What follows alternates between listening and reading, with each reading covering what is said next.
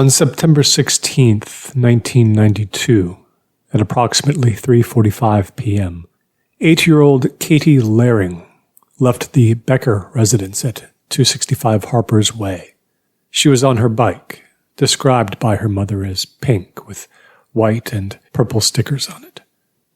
According to Erica Becker, her piano teacher, with whom Katie had been most of the afternoon, Katie rode south in the direction of her home directly after leaving the house. The search began at 7 p.m., with police and volunteers scouring the woods which surrounded the Laring property. Katie's parents were too distraught to join the search party the first day, but were insistent on taking part for the following 3 days and nights. On the fourth day, Mr. Laring did not join his wife. He spent the night at a bar just outside of town, coming home only to pack his bags. He left without conversation, simply telling his wife he couldn't live there anymore and had nothing to offer but his grief. Though the police suspected him, his wife never did. Mr. Laring left against the advice of his lawyer. His body was found only 2 days later, a few miles west. He had died of an opioid overdose and was found in his car. 2 weeks after the disappearance, Mrs. Laring saw her daughter sitting on the living room couch. She'd been woken by a sudden nausea and was headed to the bathroom. The girl, who was barely visible in the dark, did not respond to her mother's calls. Mrs. Laring claims she believed this to be her daughter's ghost. There was nothing of life in her at all, she would later tell police. Yet she knew it was Katie, and so she approached, an arm out ahead, dreading the moment when the phantom would vanish. Before reaching out, she noted the girl's size. She seemed to be twice as big as Katie, and yet Mrs. Laring recognized her. To her astonishment, when her hand reached the girl, it was not shadow or cold air she felt on her palm, but flesh. It was not a ghost, but Katie's decomposing corpse that sat upright, mouth agape in the living room now. The nausea she felt had been due to the smell. It would take her another 2 days to call the police. I couldn't let them take her away again, she would later recount to the local newspaper. The rumors started soon after. At first, everyone was sorry for her. Such a cruel thing for the killer to do, to bring her own dead daughter's body back in such a state. But concern turned to fear when some began to question whether that was what happened. Maybe she had found her daughter's body in a shallow grave in the woods and dug it up herself. Worse still, some pondered if maybe she was the one who killed her in the first place. The police never charged her or anyone else with the girl's death or the body's desecration. There wasn't enough evidence for either. The autopsy concluded the girl died of a cardiac arrest, but the body was too deteriorated for further analysis. It wasn't long before the town turned on the mother, shunning her from society entirely. For months, no one spoke to her. The only contact she had was with the mailman, who couldn't help but stay and chat when she would make conversation. She was desperate to connect, he claimed when speaking to reporters. He continued, "For what it's worth, I never felt anything dark from her. If I had any thought that she'd killed her daughter, I wouldn't have felt a single ounce of pity for the woman."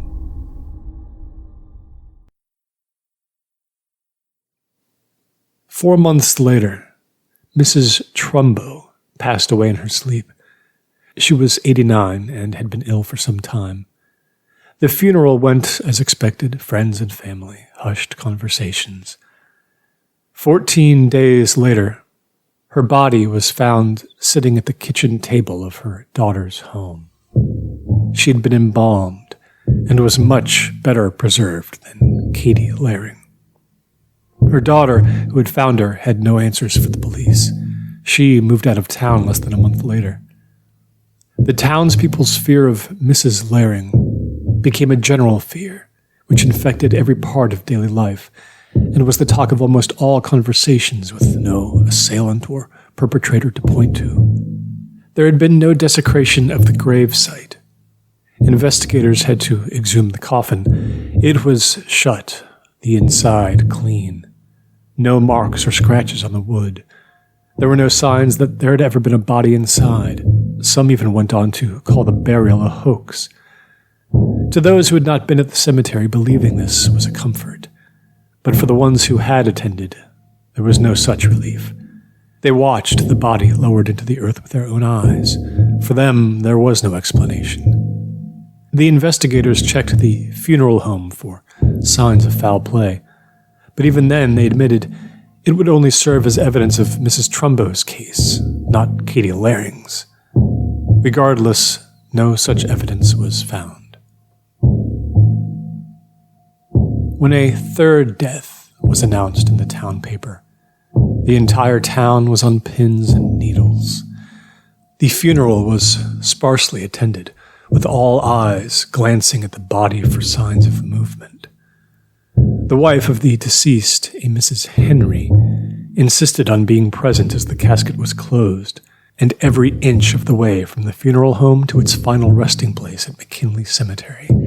She was at her husband's side the entire time, and when asked by a local reporter how she felt, she told him she was confident nothing strange would happen, explaining that after the body was lowered into the grave, she had paid a construction company to pour cement over the coffin. She even joked that she would have simply cremated him if he had not hated the idea while he was alive. Demand for cremations rose over 200% in the following months. Mrs. Henry's precautions seemed to have worked, but none of the town's residents seemed willing to risk it.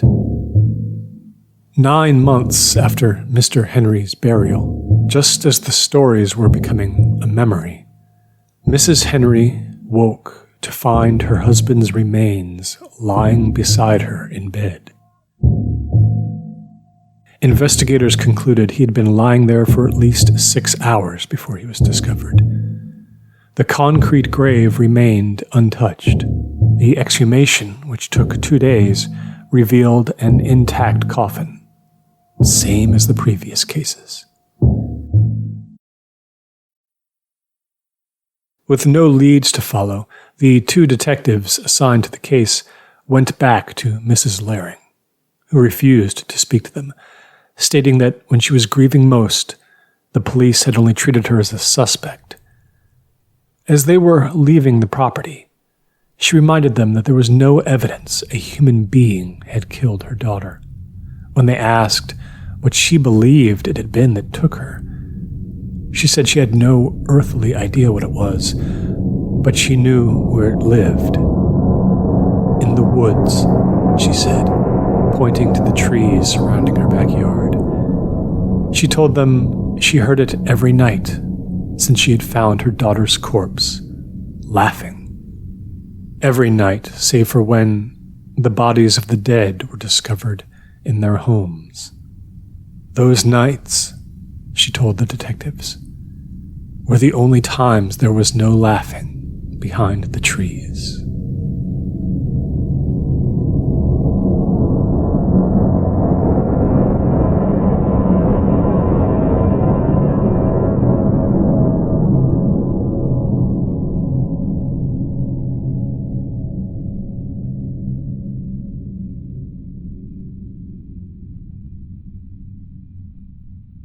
Thanks for watching The Assassin Rapper, and if you want to stay up to date on new content, then please subscribe and be sure to hit the bell to be notified on new content.